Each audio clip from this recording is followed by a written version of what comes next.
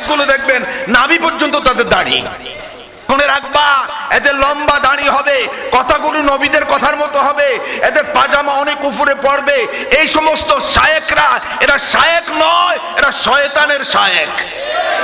আমরা ওনার মাজার শরীফ থেকে আশা করি হুজুর হাসি দিয়ে আছেন, আমাদের রহমতের হাসি দিয়ে আমাদেরকে দোয়া করবেন সমস্ত বাতিলের মোকাবেলায় আমরা যদি জিহাদ করে করতে পারি, আল্লাহ তৌফিক দান করুন।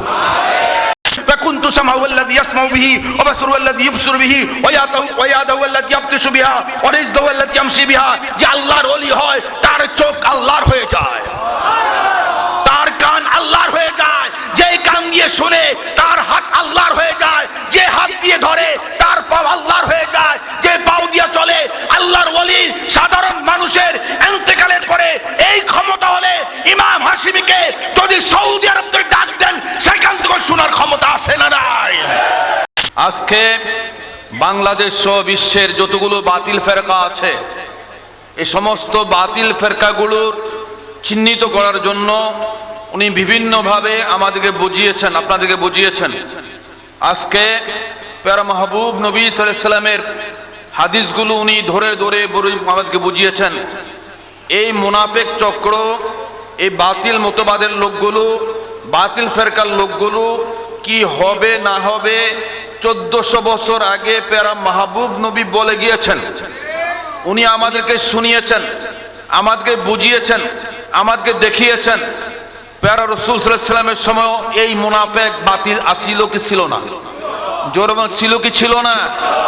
আমার প্যারা নবীকে তারা সামনাসামনি বলেছে, গনিমতের মাল বন্টন হচ্ছে, আমার প্যারা মাহবুবের নাম ধরে বলছে, এ দালিয়া মুহাম্মদ, ও মুহাম্মদ, জোরে কোন নাউজুবিল্লাহ, আপনি ইনসাফ করেন, ইত্তাকিল্লাহ, আল্লাহকে ভয় করেন। 1400 বছর আগে রাসূলের সামনে বলেছে, 1450 বছর আগে। আর এখন তো আমার নবীকে নবী মানবে না, আমাদের মতো বলবে এই তথাকথিত শায়েখ। খেয়াল রাখবেন, প্রিন্সিপাল সাহেব বলেছেন, একটা শায়েখের নজ রসুলকে মারার জন্য হিজরতের আগে রাত্রে মারার পরিকল্পনার জন্য দারুন নাদওয়া নামক মিটিং এর মধ্যে একজন মুরব্বী এসে যখন পরামর্শ দিল ওনাকে মেরে ফেলা হোক, পরিচয় দেওয়া হলো, কে তুমি? আমার নাম শায়েখে নজদ। তাহলে বোঝা গেল এই শায়েখে নজদ বর্তমানে আছে না নাই? যখন আছে না নাই? যে শায়েখে নজদ মাঝে মধ্যে বলে, আমি গতকালকে ইউটিউবে শুনলাম, সে বলতেছে এই কিছুদিন আগে যে রসুলকে 40 বছর আগে নবী স্বীকৃতি দেয় না, সে বলতেছে তোমরা যে বলো রসুল নূরের, তো নূরের দাম তো কম। কেন? নূরের ফেরেশতারা মাটির আদমকে সেজদা করেছে বিধায় মাটির দাম বেশি, নূরের দাম কম। কি সুন্দর যুক্তি দিচ্ছে ভাই। তো যদি প্রশ্ন করেন নূরের দাম যদি কমই মনে করো, তা আল্লাহকে তো নূর মানো, তো তোমার ফতুয়া আল্লাহর দামও তো কমে যায়। কথা কয় না? যেরকম ঠিক না বে ঠিক? যদি কেউ আল্লাহর দাম কমাইতে চায়, সে ঈমান আছে না গেছে? তাহলে এর নাম শায়েখে নজদ, মানে শয়তানের উত্তরসূরি। শায়েখুল ইসলাম না, ইসলামের শায়েখ নয়, শয়তানের শায়েখ। এই সমস্ত শায়েখদেরকে চিহ্নিত করেছেন হাদিসের ভাষায় প্যারা রাসূল মাহবুব নবী। এদের উত্তরসূরি কারা হবে? আমার রাসূল ওই দিন বলেছিলেন, খেয়াল রাখবা এরা কেমন হবে, তাদের কথা হবে নবীদের কথা মতো, কিন্তু তাদের হলকমের নিচে কোরআনের তেলাওয়াত যাবে না। এত সুন্দর তেলাওয়াত করবে, তাদের গলার নিচে যাবে না। তাদের সিমটম গুলো কি? আজকে আপনারা দেখবেন এই সমস্ত শায়েখরা যখন পাজামা পরে দেখবেন হাঁটুর পর্যন্ত টাইনা উঠে পড়ে। এই আরেকটা চিহ্ন, এটা কথা বুঝেন নাই? একেবারে আপনি দেখবেন এটা কিন্তু ফরজ তরক হয়, কোমর থেকে নাভি থেকে টাকনু পর্যন্ত ঢাকা প্রত্যেকটা পুরুষের জন্য ফরজ। আপনি টাকনু থেকে উপরে উঠে হাঁটু পর্যন্ত উঠাইলেন, তো ফরজই তরক করলেন। একটা সিমটম, এদের দাড়ি অনেক লম্বা হবে। এই সমস্ত শায়েখগুলো দেখবেন নাভি পর্যন্ত তাদের দাড়ি। কথা কয় না? কথা কোন ঠিক না? ঠিক। এদের অনেকগুলো সিমটমের মধ্যে আল্লাহ রাসূল সাল্লাল্লাহু আলাইহি ওয়াসাল্লাম 1400 বছর আগে আমাদেরকে বুঝিয়ে দিলেন, মনে রাখবা এদের লম্বা দাড়ি হবে, কথাগুলো নবীদের কথার মতো হবে, এদের পাজামা অনেক উপরে পড়বে। এই সমস্ত শায়েখরা, এরা শায়েখ নয়, এরা শয়তানের শায়েখ। আজকে ইমাম আহলে সুন্নাত, আমাদের আকীদার ইমাম, আমাদেরকে বুঝিয়ে দিয়েছেন, শুনিয়ে দিয়েছেন, জানিয়ে দিয়েছেন, ও মুসলমানরা, ও সুন্নি মুসলমানরা, এই সমস্ত ফিতনা থেকে তোমরা অনেক অনেক অনেক দূরে থাকবে। আজকে আমি আপনাদের খেদমতে আরজ করব, ইমাম আহলে সুন্নাত আজীবন আমাদের চেয়ারম্যান ছিলেন।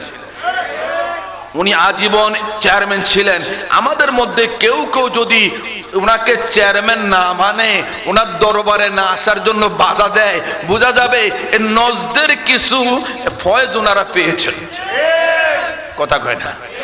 আমরা দোয়া করি নজদের শায়েখ বর্জন করে শায়েখুল ইসলামের কদমে এসে আল্লাহ যেন সবাইকে হেদায়েত নসিব করে।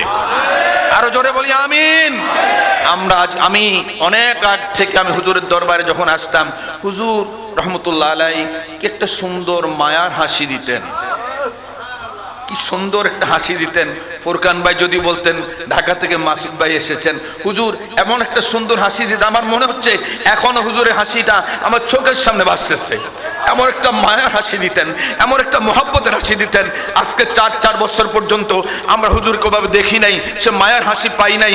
আমরা ওনার মাজার শরীফ থেকে আশা করি হুজুর হাসি দিয়ে আছেন, আমাদের রহমতের হাসি দিয়ে আমাদেরকে দোয়া করবেন সমস্ত বাতিলের মোকাবেলায় আমরা যদি জিহাদ করে করতে পারি, আল্লাহ তৌফিক দান করুক।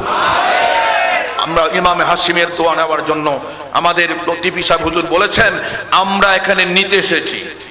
ভিক্ষুক ধনীর দুয়ারে যায় নেওয়ার জন্য, আবার ধনী ভিক্ষুক গরিবের দুয়ারে যায় দেওয়ার জন্য। কথা বলেন ঠিক না ঠিক?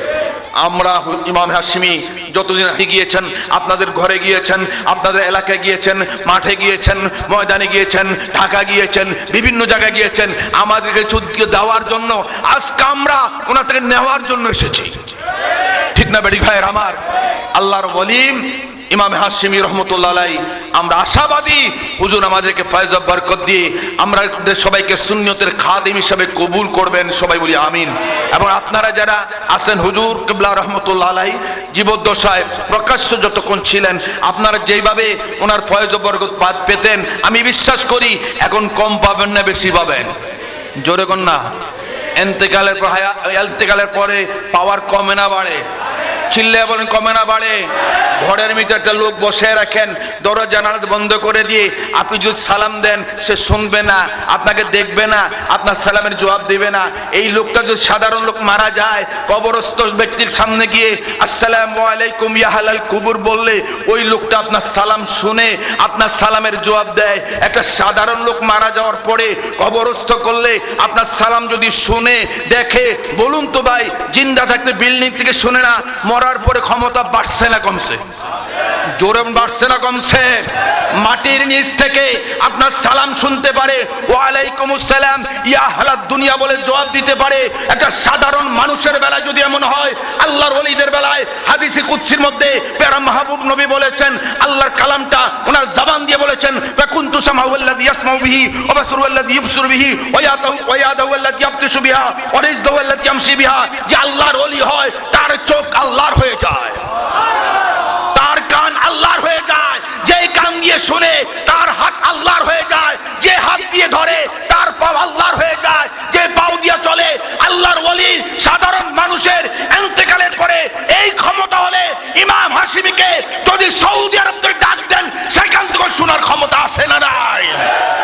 ভাইয়ের আমার, সে আল্লাহর কান দিয়ে আপনি বিপদে পড়বেন, মুসিবতে পড়বেন, ডাক দিবেন, সাথে সাথে গায়েবী সাহায্য পাবেন। এই বিশ্বাস আপনাদের আছে? হাত উঠে আছে না নাই?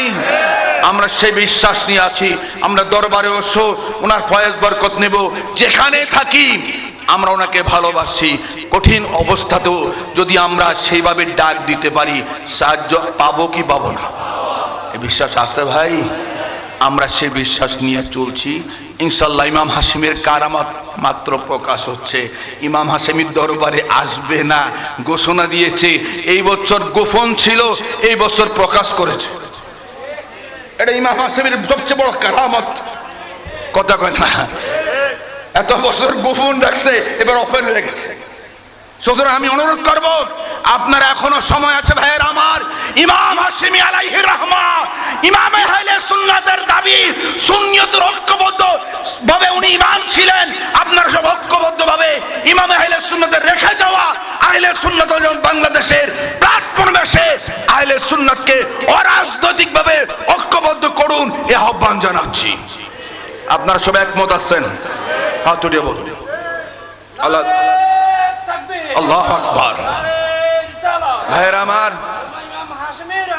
ইমাম হাশিমি যদি আপনারা দোয়া নিতে চান, আমি কারো বিরুদ্ধে বলছি না, ভুল মানুষের হতেই পারে, সিদ্ধান্তের মধ্যে ভুল হতেই পারে। আমি আপনাদের সবাইকে অনুরোধ করব, ইমাম আহলে সুন্নাতের রেখে যাওয়া ইসলামের আমাদের আহলে সুন্নাত সাংগঠনিক মূল ধারা ইমাম আহলে সুন্নাত আজীবন, যেটার চেয়ারম্যান ছিলেন আল্লামা জলিল সাহেব হুজুর রহমতুল্লাহ আলাইহি, যখন মহাসচিব ছিলেন তখন ইমাম আহলে সুন্নাত চেয়ারম্যান ছিলেন। 9 সালে আমরা যখন কমিটি করলাম ইমাম আহলে সুন্নাত চেয়ারম্যান ছিলেন। 19 সালে কমিটি করলাম ইমাম আহলে সুন্নাত চেয়ারম্যান ছিলেন। এই চেয়ারম্যান থাকা অবস্থায় উনি পর্দা করেছেন আহলে সুন্নাত ওয়াল জামাতের মূল ধারার মধ্যে, মূল স্রোতের মধ্যে সমস্ত সুন্নি ভাইদেরকে ঐক্যবদ্ধ হওয়ার আহ্বান জানিয়ে আমি আজকের উরুস মাহফিলের শেষ দিনে শেষ আলোচক হিসাবে আপনাদের আহ্বান জানিয়ে আমি আমার সংক্ষিপ্ত অগুছালো বক্তব্য শেষ করলাম। আসসালামু আলাইকুম ওয়া রাহমাতুল্লাহ। मैं तो बीमार नबी हूँ। MBN TV একটি ইসলামিক ইউটিউব চ্যানেল।